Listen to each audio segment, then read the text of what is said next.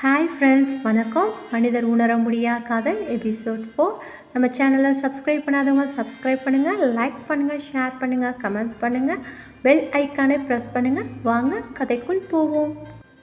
நித்யாவை அவசரமாக தூக்கி கொண்டு மருத்துவமனைக்கு விரைந்தார்கள். ஏற்கனவே அவளுக்கு இதயம் பலவீனமாக இருந்ததால் என்ன ஆகுமோ என்ற பயம் அனைவரிடத்திலும் இருந்தது.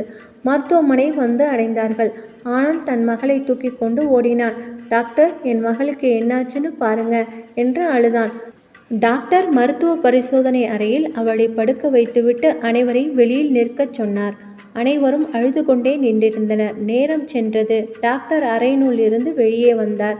என்ன டாக்டர், என்னாச்சு என்று ஆனந்த் கேட்டான். பயப்படாதீங்க, செக்கப் பண்ணிட்டேன், டெஸ்ட் ரிப்போர்ட்டும் வந்துடுச்சு. அதிர்ச்சி அடைகிற மாதிரி ஏதாவது சம்பவம் நடந்துச்சா என்று டாக்டர் கேட்டார். ஆனந்த் நடந்தவற்றையெல்லாம் கூறினான். டாக்டர் கூற ஆரம்பித்தார். சரி, இனிமே இந்த மாதிரி நடக்காமல் பார்த்துக்கோங்க. அந்த பொண்ணால் அதிர்ச்சியான விஷயத்தை தாங்கிக்கக்கூடிய சக்தி இல்லை. அவள் பயப்படுற மாதிரி அதிர்ச்சி அடைகிற மாதிரியான நிகழ்வுகளை ஞாபகத்தில் இல்லாமல் பார்த்து கொள்ளுங்கள். நான் சில டேப்லெட் எழுதியிருக்கேன், அதை சாப்பிட சொல்லுங்கள். ஏதாவது பிரச்சனைனா கூட்டிகிட்டு வாங்க. நீங்கள் இப்போ அவளை வீட்டுக்கு கூட்டிகிட்டு போகலாம் என்றார் டாக்டர். ஆனந்த் மற்ற அனைவரும் நிம்மதி பெருமூச்சு விட்டார்கள். அறைநூல் சென்று ஆனந்த், அப்பா இருக்கேம்மா, பயப்படாதம்மா என்று கூறிக்கொண்டே அவளது தலையை தடவி கொடுத்தான். சிறிது நேரத்திற்கு பிறகு நித்யாவை வீட்டிற்கு அழைத்து சென்றார்கள். அன்று இரவு மட்டுமல்ல, பல இரவுகள் வசந்தை நினைத்து நினைத்து பயந்து அழுதாள். ஆனந்தின் அன்பும் பாட்டியின் அரவணைப்பும் அவளுக்கு தைரியத்தை கொடுத்தது. சில ஆண்டுகள் சென்றது. நித்யா தற்போது BE கம்ப்யூட்டர் சயின்ஸ் 4ஆம் ஆண்டு படித்து கொண்டிருந்தாள். இந்த சில ஆண்டுகளில் பல மாற்றங்கள் ஏற்பட்டிருந்தது. சரோஜாவின் மரணம் மொத்த வீட்டையும் களையிழக்கச் செய்தது. பாட்டியின் இழப்பு நித்யாவிற்கு மிகுந்த வேதனையும் துன்பத்தையும் கொடுத்தது. ஆனந்த் தன் அம்மாவை இழந்தது அவன் பாதி உயிர் அவனை விட்டு சென்றது போன்று இருந்தது. நித்யாவின் உருவில் அவன் தன் அம்மாவை பார்க்க ஆரம்பித்தான். நித்யாவும் தன் அப்பா மீது மிகுந்த அன்போடு பார்த்து கொண்டாள். இங்கு தாயாக நித்யாவும் சேயாக ஆனந்தும் மாறி போயிருந்தார்கள். நித்யா கல்லூரி முடித்து தனது 2 வீலரை தள்ளியபடி அவளது ஒரே தோழி மஞ்சுடன் பேசிக்கொண்டு நடந்து வந்தாள். இருவரும் பேசிக்கொண்டு வந்தார்கள். பஸ் ஸ்டாப்பில் வந்து நின்றார்கள். மஞ்சுவை பஸ் ஏற்றிவிட்டு நித்யா வீட்டுக்கு தனது 2 வீலரில் செல்வதை வழக்கமாக வைத்திருந்தார். மஞ்சுவின் ஊர் ஒரு கிராமம் என்பதால் அந்த ஊருக்கு செல்லும் பேருந்து குறிப்பிட்ட மணிக்குத்தான் வரும் என்பதால் பஸ் வரும் வரை இருவரும் பேசிக்கொண்டு இருப்பார்கள். நித்யாவிற்கும் மஞ்சுவை தவிர வேறு தோழி இல்லை. மஞ்சுவிற்கும் நித்யாவை தவிர வேறு தோழி இல்லை. இருவரும் பேசிக்கொண்டே இருக்கும்போது நித்யாவின் பார்வை எதிர் திசையில் உள்ள பஸ் ஸ்டாப்பில் பார்த்து யாரையோ தேடுவது போன்று கண்கள் அலைமோதின. மஞ்சு இன்று நடந்த வகுப்பை பற்றி மும்மரமாக பேசிக்கொண்டிருந்தார். மறுபடியும் நித்யா பேச்சின் இடையே எதிர் பஸ் ஸ்டாப்பை பார்த்து புன்முறுவல் புரிந்தார். அதை மஞ்சு கவனித்து விட்டாள். நானும் 3 மாசமா பார்க்குறேன். அவன் உன்னை பார்த்து சிரிக்கிறான், நீ அவனை பார்த்து சிரிக்கிற. என்னடி நடக்குது என்றாள் மஞ்சு. நித்யா வெட்கப்பட்டாள். அவனை பார்க்கும்போது அவளது கண்கள் மலர்ந்து பௌர்ணமி நிலவானது. அவனை பார்க்காத போது தேய்புரை நிலவானது. அதெல்லாம் ஒன்றுமில்லை என்று முகம் முழுவதும் மலர்ந்த புன்னகையை மறைத்து கொண்டு மஞ்சுவிடம் பேசிக்கொண்டே எதிரே உள்ளவனை பார்த்து பார்த்து சிரித்தாள். அங்கே எதிரே உள்ளவனின் நிலைமையும் இதேதான். அவனும் தனது நண்பர்களுடன் பேசிக்கொண்டே நித்யாவை பார்த்து அவனும் சிரித்தான். மஞ்சு மறுபடியும் இருவருக்கு இடையிலும் வந்தாள். பார்க்குறியா, சிரிக்கிறியா, அத்தோடு நிறுத்திக்கோ, இதெல்லாம் உனக்கு சரிப்பட்டு வராது என்று எச்சரித்தாள். ஏய், நான் சும்மா தான் பார்க்குறேன், நீ ஏன் எப்போ பார்த்தாலும் என்னை வான் பண்ணிக்கிட்டே இருக்க என்றாள் நித்யா. அதை தான் நானும் சொல்கிறேன், நீ சும்மா பார்க்குறதோட நிறுத்திக்கோ. அவன் கவர்மெண்ட் ஆர்ட்ஸ் காலேஜ் பசங்க. உன் வசதிக்கு உன் அந்தஸ்துக்கு எல்லாம் இது செட் ஆகாது என்றாள் மஞ்சு. நித்யா தலையை குனிந்தபடி மௌனமாக நின்றிருந்தாள். நித்யா படிக்கும் பொறியியல் பிரைவேட் காலேஜ் எதிரில் government arts and science college இருந்தது. அதில் படிக்கும் மாணவர்கள் சிலர் எதிர் உள்ள பஸ் ஸ்டாப் மற்றும் இங்குள்ள பஸ் ஸ்டாப்பில் நின்றிருப்பார்கள். இருவரும் ஒருவருக்கொருவர் 3 மாதமாக பார்த்து சிரித்து கொள்கிறார்களே தவிர இன்னும் ஒருவருக்கொருவர் நேரில் சந்தித்து பேசியதில்லை. அங்கு நிற்கும் 4 நண்பர்களும் நித்யாவை பார்த்து சிரிப்பார்கள்.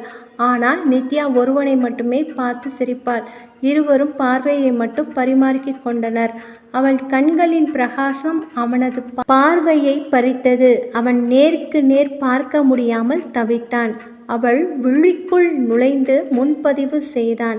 இதயத்திற்குள் நுழைய இடம் காலியாக இருக்கிறதா என்று திரும்ப திரும்ப அவளை பார்த்து, இவனை அவள் பதிவு செய்கிறாளா இல்லையா, ரிஜெக்ட் செய்து விடுகிறாளா என்ற விதத்தில் இருந்தது அவனது பார்வை. சாலையின் எதிர் திசையில் நின்றிருந்தவன் சாலையை கடக்க வந்தான். இரு பக்கமும் பார்த்தான். அவன் நண்பர்கள் டேய் எங்கடா போற என்றனர். வரேண்டா என்று கூறியவன் சாலையை கடந்து நடக்க ஆரம்பித்தான். நித்யா அதை பார்த்ததும் அவள் இதயம் படப்படுத்தது. எங்கே தன்னிடம்தான் வருகிறானா என்று.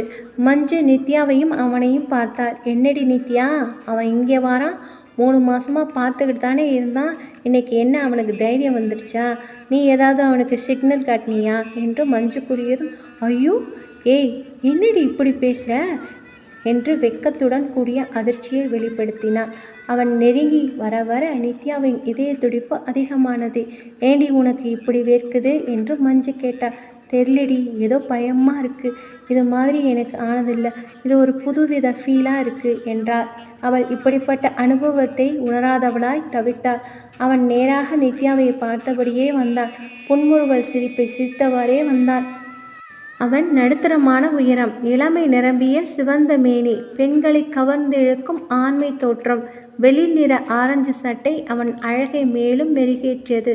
அதற்கு தகுந்தவாறு கீழே சாம்பல் நில கலர் பேண்ட் அணிந்திருந்தான். தோளில் காலேஜ் பேக் அணிந்திருந்தவன் அவள் அருகே வர வர பேக்கின் கைப்பிடியை இறுக்கி பிடித்து கொண்டான். மஞ்சு நித்யாவை கோபமாக பார்த்தாள். நித்யா பயந்து போய் நின்றாள். நித்யாவிற்கு நேரே வந்ததும் நித்யா மூச்சை இழுத்து பிடித்து கொண்டாள்.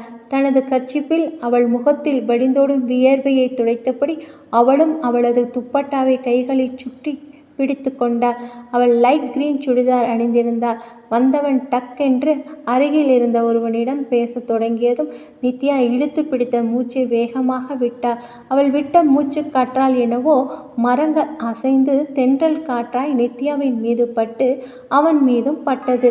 உன் மீது வீசிய தென்றல் காற்று என்னருகில் வந்து என்னை தழுவியது. அந்த காற்றை எங்கும் செல்லாமல் நான் பிடித்து கொண்டேன். உன்னை தீண்டிய காற்று என்னை தவிர வேறு யாரையும் தீண்டிவிடக்கூடாது என்று மனதில் நினைத்தவாறு அவளை ஓரக்கண்ணால் பார்த்தான். அவன் பார்ப்பதை பார்த்தவள் மெல்லியதாக சிரித்தாள். அதனை அவன் பார்த்ததும் அவனுள் சொல்ல முடியாத ஓர் உணர்வு ஏற்பட்டது. உன் உதட்டோரம் சிரிப்பு சிரித்தாய். அந்த சிரிப்பில் ஓர் நிமிடம் நான் உறைந்து போனேன். மறுபடியும் நீ சிரித்தபடி நீ ஒரு பார்வை பார்த்தாய். உன் காதல் பார்வையின் தீ என் மீது பட்டு நான் உருகிவிட்டேன் என்று நினைத்தவன் நித்யாவின் காதில் கேட்கும்படி, டேய் இன்னைக்கு நாள் ரொம்ப பசுமையாக அழகா இருக்கு, எங்கே பார்த்தாலும் பச்சையாக தெரியுது, கண்ணை பறிக்குதுடா என்றான். டேய் என்னடா உளற, எங்கே பார்த்தாலும் பில்டிங்காக இருக்குது, உனக்கு மட்டும் பசுமையாக பச்சையாக இருக்கா, போய் கண்ணை முதல்ல செக் பண்ணுடா என்றான். என் கண்ணு தான் என் பேச்சை கேட்குறத நிறுத்தி 3 மாதமாச்சே. தனக்கு பிடிச்சவங்களை பார்த்தா கண் சிமிட்டுறத கூட மறந்துடுது. நீ சொன்ன மாதிரி செக் பண்ணணும் தான். அவங்க கண்ணுக்கு என்னை பிடிக்குமான்னு கூறிக்கொண்டே நித்யாவை மறுபடி ஓரக்கண்ணால் பார்த்தான். அவன் பேசுவதை கேட்ட நித்யாவிற்கு உள்ளுக்குள் சந்தோஷம். முகத்திலும் அவள் உதட்டிலும் அதை காட்டிக்கொள்ளாதவாறு நின்றிருந்தாள். இதையெல்லாம் பார்த்த மஞ்சுவிற்கு கடுப்பாக இருந்தது. என்னடா இன்னைக்கு லூஸ் மாதிரி உளற, வந்த விஷயத்த சொல்லு என்றான். எல்லாம் டைட்டாதான்டா இருந்தது. இப்போ எல்லாம் சாப்பிட முடியல, தூங்க முடியல, கண்ணை மூடினாலும் சரி கண்ணை திறந்தாலும் சரி உன்னோட ஞாபகம் தாண்டா, அதான் என் ட்ரெஸ் எல்லாம் லூஸாக ஆயிடுச்சு என்றான். அவன் எதிரில் உள்ளவன் கோபமானான். டேய் வந்ததுல இருந்து உளறிக்கிட்டே இருக்க, ஒழுங்கா வந்த விஷயத்த சொல்லு என்று கத்தினான். அது வந்துடா, நீ நாளைக்கு காலேஜுக்கு என்ன கலர் ட்ரெஸ் போட்டுட்டு வருவேன்னு கேட்கலான் தான் வந்தேன் என்று கூறிவிட்டு மீண்டும் நித்யாவை பார்த்தான். அவளும் புன்முறுவலுடன் நின்றிருந்தாள். ஏன் நான் என்ன கலர் போட்டா என்ன, நீ என்னோட கிளாஸ்மேட், என்னோட ஃப்ரெண்டா, நீயும் நானும் மேட்சிங்காக போடா, உன் ஊருக்கு போக பஸ்ஸை விட்டுட்ட, இன்னும் 1 மணி நேரம் வெயிட் பண்ணணும், போடா என்று அவன் கத்தினான். மறுபடியும் நித்யாவை பார்த்தபடி அங்கிருந்து நடக்க தொடங்கினான். நான் முன்பு எல்லாம் கண்ணாடி பார்ப்பேனா, ஞாபகத்தில் இல்லை. உன்னை பார்த்த நொடியிலிருந்து பல முறை கண்ணாடியை பார்க்கிறேன். உன் கண்களுக்கு நான் அழகாக தெரிய வேண்டும் என்று. என் வீட்டு கண்ணாடி அழுகிறது. எனக்கு சிறிது நேரமாவது ரெஸ்ட் கொடு என்று. சாலையை கடந்து மீண்டும் அவன் நண்பர்களிடத்தில் சென்று நின்றான். அவன் நண்பர்கள் எதுக்குடா அங்கே போன, அவள்கிட்ட சீன் போடுறதுக்கா என்று கோபப்பட்டனர். டேய் நிறுத்துங்கடா, உங்களுக்கு ஏன்டா இவ்வளோ டென்ஷன்? அப்புறம் ஒரு விஷயம், அவளை பார்க்குறத இன்னையோட நிறுத்திக்கோங்க. இனிமே அவள் உங்களுக்கு தங்கச்சி, புரிஞ்சுதா என்று அதிகார தோரணையில் சொன்னான். நாங்கள் பார்க்கக்கூடாதுன்னு நீ ஏன் சொல்கிற? என்ன உன் லவ்வை சொல்லி என்னமோ அதுக்கு அவள் சம்மதிச்சிட்ட மாதிரி சொல்கிற என்றனர். சொன்னாதான் காதலா? அவள் என்னை காதலிக்கிறா என்றான். அது எப்படி உனக்கு தெரியும் என்றனர் அவனது நண்பர்கள். நான் இப்போ எதுக்கு போனேன்? என் காதலை சொல்லதான்.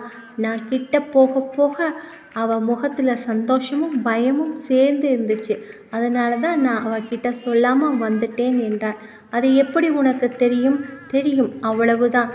சும்மா இதையே கேட்டுட்டு இருக்காதீங்க, பஸ் வருது, போகலாம் என்றான். அவர்கள் 4 பேரும் ஒரே ஊரைச் சேர்ந்தவர்கள் என்பதால் அவர்கள் ஊருக்கு போகும் பேருந்தில் ஏறினார்கள். அவன் ஏறும்போது அவளை ஒரு முறை ஆழமாக பார்த்தான். ஏனென்றால் நாளை மாலை வரை தாங்க வேண்டுமே என்று நித்யாவும் அவனை அதே போன்று பார்த்தாள். உன் பார்வை ஏனடா இவ்வளவு கூர்மையாக இருக்கின்றது? என் பெண்மையை சீண்டி சீண்டி என்னை வெட்கப்பட வைக்கின்றது என்று நினைத்தவாறே தலை குனிந்தாள். நித்யா, வேண்டாம், இது சரி வராது. இதோட இதுக்கு ஃபுல் ஸ்டாப் வை. நாளைக்கு அந்த பையன்கிட்ட நான் பேசுகிறேன். இதெல்லாம் சரி வராதுன்னு நான் சொல்லிடுறேன். நீயும் இனிமே இங்கே நிற்க வேண்டாம். காலேஜ் விட்டதும் நீ வீட்டுக்கு போ என்றாள் மஞ்சு. அவள் கூறியதை கேட்டு நித்யாவின் முகம் சோகமானது. ஏன் மஞ்சு இப்படி பேசுகிற? எனக்கு கஷ்டமாக இருக்கு என்றாள். நித்யா, நீ எப்போவுமே கஷ்டப்படக்கூடாதுன்னு தாண்டி நான் சொல்கிறேன். உனக்கு வெளி உலக அனுபவம் தெரியாதடி. நீ ஒரு அப்பாவிடி, நீ புத்திசாலி தான். நான் இல்லைன்னு சொல்லலை. படிப்பில் மட்டும்தான். வாழ்க்கைங்கிறது படித்து தெரிஞ்சுக்கிற விஷயம் இல்லை, அனுபவத்தால் உணர்றது. உனக்கு வெளி உலக அனுபவம் கிடையாது, அதனால தான் சொல்கிறேன். வேண்டாம் என்றாள் மஞ்சு. நான் என்ன குழந்தையா? எனக்கு எல்லாம் தெரியும். நீ எப்போ பார்த்தாலும் என்னை ஒரு குழந்தை மாதிரி ட்ரீட் பண்ணுற. இது எனக்கு பிடிக்கல என்றாள் நித்யா. ஆமாண்டி, நீ குழந்தை தான். உன்னை யார் வேணாலும் ஈஸியாக ஏமாத்திடலாம். நான் மிடில் கிளாஸ் பொண்ணுடி, எல்லாத்தையும் அடிபட்டு இருக்கேன். நீ அப்படி இல்லை. உன்னை பூ மாதிரி பார்த்துக்கிறாங்க உங்கள் அப்பா. அவருக்கு தெரியாதா உனக்கு ஏற்றவன் யாருன்னு? இவன் யாருன்னே தெரியாது. பேர் தெரியுமா? அவன் என்ன படிக்கிறான்னு தெரியுமா? அவன் குடும்பம் யாருன்னு தெரியுமா? என்ன தெரியும் உனக்கு? அவனை லவ் பண்ணுற என்றாள் மஞ்சு.